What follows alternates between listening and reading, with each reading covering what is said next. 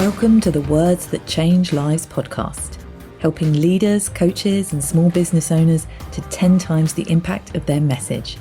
Join us as we delve into the art of powerful language, enabling you to speak with unwavering honesty, communicate authentically, and create a lasting impression with every word.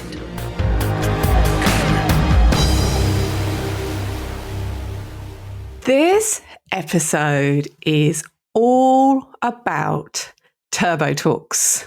Now, a lot of my clients now are familiar with that term, but if you have just come across that term, it is a punchy, short talk that is around, could be 10 minutes long, could be 15 minutes long, and it's incredibly versatile. It's for you if you need to deliver a message to a team, a group of people, your audience. If you want to get buy-in for something that you're delivering, it could be a change that you're implementing to a group of people. It could be something that you are introducing in terms of your business, or it could be just a really short talk where you want to deliver one key message and you want to do it in a really compelling and succinct way. So this short, snappy episode is going to be focusing on doing exactly that.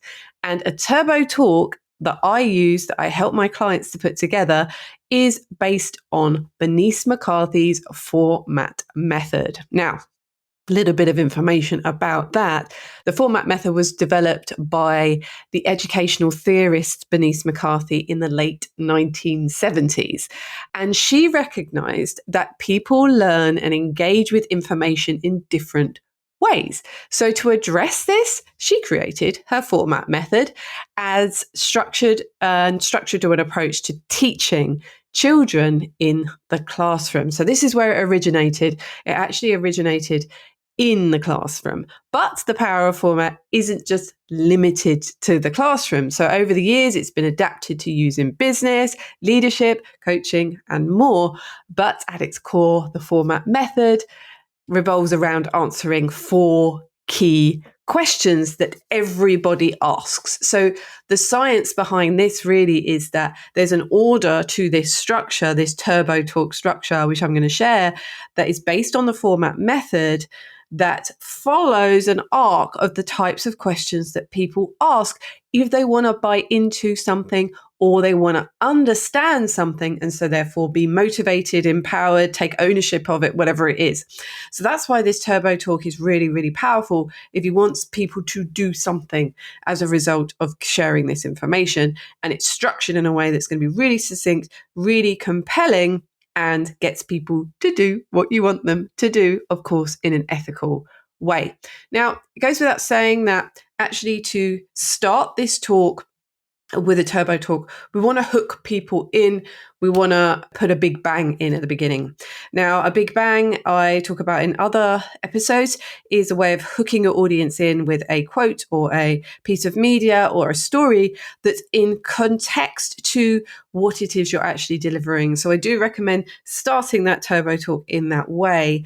Then we move through the structure of the TurboTalk, and then we end with the bang as well, which is linked to the opening bang. So I'm going to take you through these 4 stages of a TurboTalk, and I'm going to give examples as I go through. Okay, so the first stage, and you will hear a lot of people talk about this, someone who is very famous that talks about this is Simon Sinek, and it's all about starting with why. Starting a TurboTalk, or kind of any type of talk really, with the why is really important, because most people in an audience, particularly if it's a team setting, a meeting, a briefing, need to understand why they are there, why they're listening. If you're doing this virtually, this works just as well as in person as well. So this is where you establish the relevance for that particular audience and you create an emotional connection. So people want to know why they should care about what you're saying. So if you can hook them here, they're more likely to stay engaged for the rest of this TurboTalk, and whatever format that looks like to you, meeting, briefing, presentation, whatever it could be, or a mini talk. Including the why is the most important step so that they can know whether they want to stay listening. to you or not. So let's just think of a corporate example here. So let's say you are a corporate leader introducing a new project management structure or software. And you might start by saying, I know that many of you are comfortable with our current tools, but we've all experienced the frustration of missed deadlines and miscommunications. These challenges are not just affecting our productivity, but also our ability to meet clients' expectations. To stay competitive, we need a better way to manage our projects. In this session, in this briefing, I'm going to explain why that's really important now, today, and for the future. So we've got the problem and why it's a problem and why they need to listen. You might be a coach listening to this. So as a coach, you might be introducing maybe a new program, and your new program might be designed to help clients achieve work-life balance. So the why element would be hooking in them into thinking that maybe they are really struggling in their lives with a lack of hours and a lack of focus on productivity. They feel it's impossible, that they are juggling work demands, family obligations, and trying to find time for themselves, and they're really not striking that balance. And understanding why people struggle with this, but that it really doesn't have to be that way, and really speaking directly to their emotional experience as to why this piece of information that you're delivering, this TurboTalk, is going to be beneficial for them. Once we've done the why, it could be all sorts of whys. Why are you here today? Why is this important to listen to right now? Why is this happening in the world? Why should you perk your ears up? The why starts the TurboTalk. Then we move into stage 2, which is the what. After we've understood why we want to listen, because how it connects with us emotionally or logically, we want to understand what it actually is. What is the piece of communication you're delivering? So once you've hooked them in with the why, it's time to move on to the what. So here you provide the core content of your message. So you're answering the question, what is it that you are talking about? And if you think about just answering that question at this stage, it's all about clarity and delivering essential information. So let's think about that corporate example of implementing the new project management software. So what is it? Well, we've decided to implement the new software. Let's call it Gravitas if we want. This is going to be a tool that's going to streamline our workflows. It's going to enhance collaboration, and it's going to provide real-time insights into project progress. And it's not just another tool, it's a comprehensive solution designed to help us overcome the obstacles we've been facing.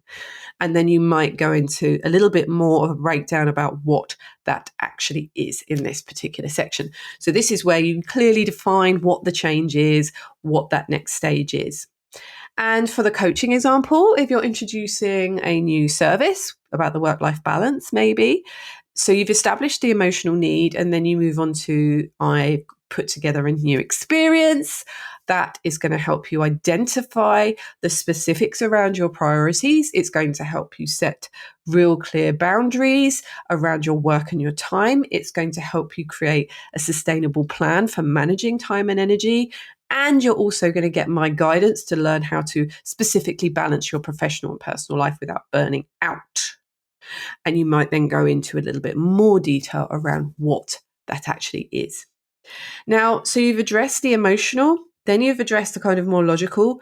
Then the next question that the audience is going to have is, how does this work? So we've had why, we've had what, and now we move on to how. So this is where you explain the process and the mechanics of what you're proposing. So people need to know how it's going to work, how it's going to be implemented, how it's actually going to come to life. So in the corporate example, you might say, here's how we're going to make this transition smooth.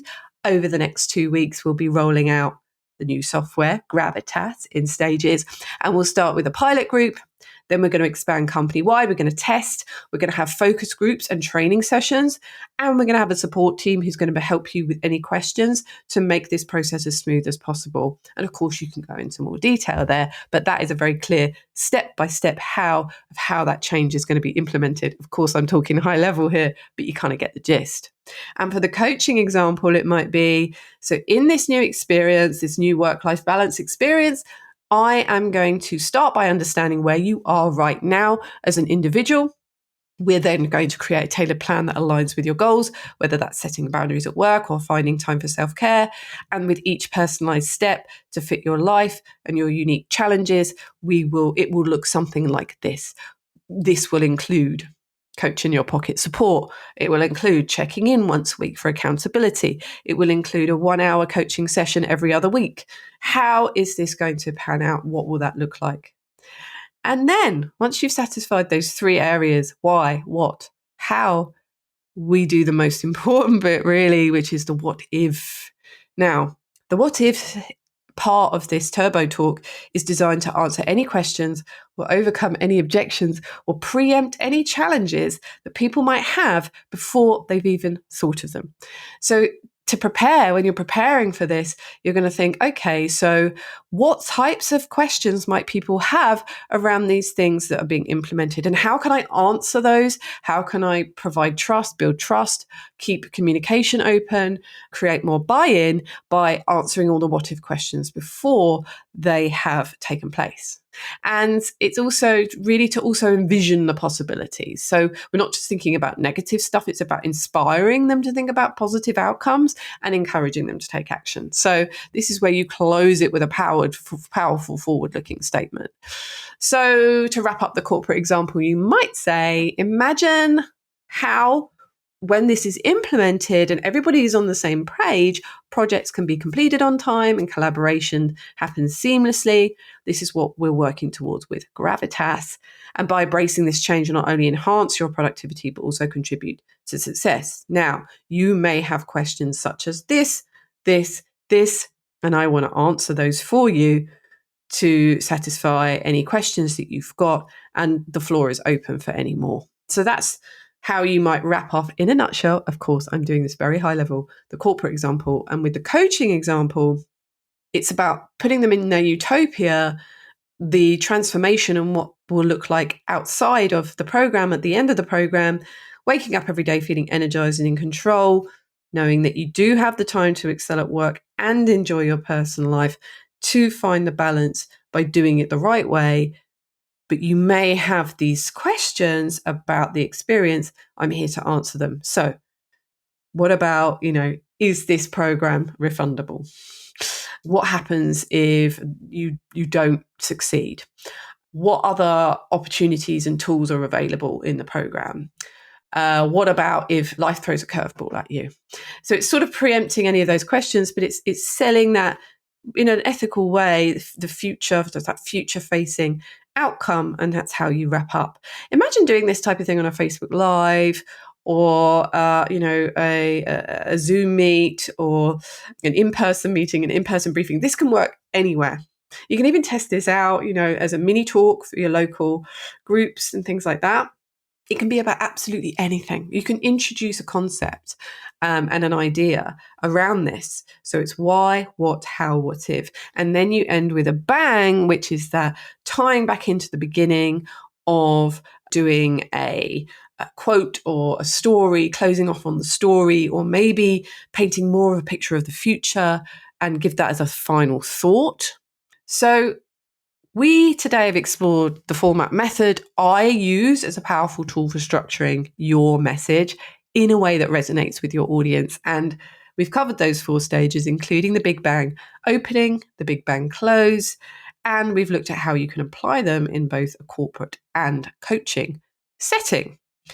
So I would love your thoughts on this. What do you think about this as a very simple yet structured way of delivering a talk, presentation, briefing, whatever it might be, bulletin, notice that you can weave into your communication to make it more succinct, compelling, and to really land in a way that you want it to, so that you get buy-in, you get action, you get empowerment, ownership, and motivation, and a bit of education as well. Please get in touch and let me know how this can apply to you. hello@helenpackham.com. And if you are interested in working with me to help you shape messages like this, just get in touch and we can have a chat. Thanks for listening to Words That Change Lives. Please rate, review and follow on Apple Podcasts or wherever you listen to your podcasts. It really means the world and helps me to reach more people so that we can all harness the power of our words and change lives for the better.